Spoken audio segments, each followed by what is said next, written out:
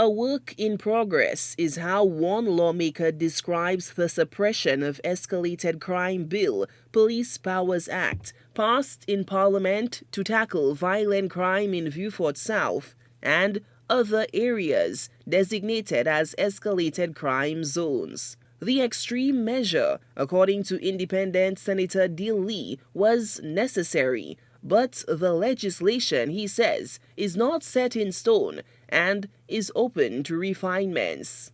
It's not going to solve the crime situation, but we need to get a handle on things. So it's enabling the police to take some extreme or additional steps in fighting crime, and hopefully we'll see the benefits of it. I do have some concerns with it in practice, but like everything else, once it starts operating, we start to see how it works, we can make changes to improve and make it more successful. Opposition MP Bradley Felix had qualms that the bill may not have been reviewed by the legal fraternity, including the Bar Association, before its presentation in Parliament. As long as they are working in good faith, the law grants the police special powers to set up checkpoints, conduct sweeping roundups of suspects, pat-downs, and raids on premises, as well as detentions in a specific area to avert, suppress, and disrupt violent crime and illicit activities.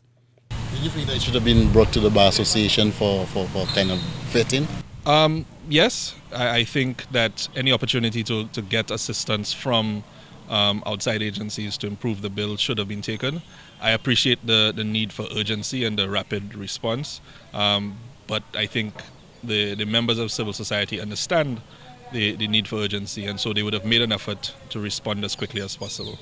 For its part, the government argues that the bill does not in any way infringe on people's liberties, despite the fact that it may cause certain inconveniences. But civil rights activists have expressed grave concerns. Lee acknowledges that the law may have certain drawbacks, but that it will be improved over time. It's not a perfect bill. There are going to be issues. I believe that there are structures in place that will allow those issues when they arise to be ventilated and to be dealt with. And so it's going to be a process of constant review and improvement. Hopefully the bill is not just going to lie there, but we will continue to engage with it and improve it as necessary.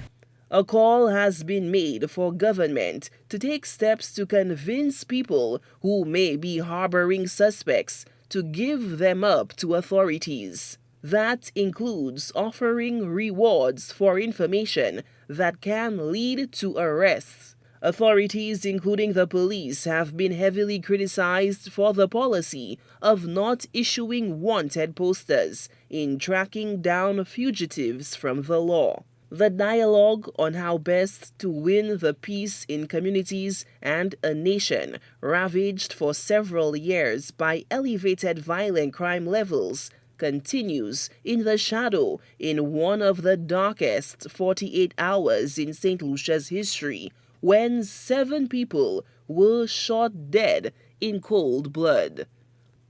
Solange Alfred, HCS News Force.